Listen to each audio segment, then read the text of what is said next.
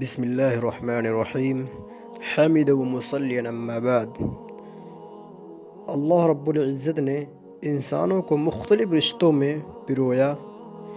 ان میں کسی کو باپ بنایا ہے تو کسی کو ماں کا درجہ دیا ہے، اور کسی کو بیٹا بنایا ہے تو کسی کو بیٹی کی پاکیزہ نسبت عطا کی ہے۔ غرض رشتوں بنا کر اللہ تعالی نے ان کے حقوق مقرر فرما دیے ہیں۔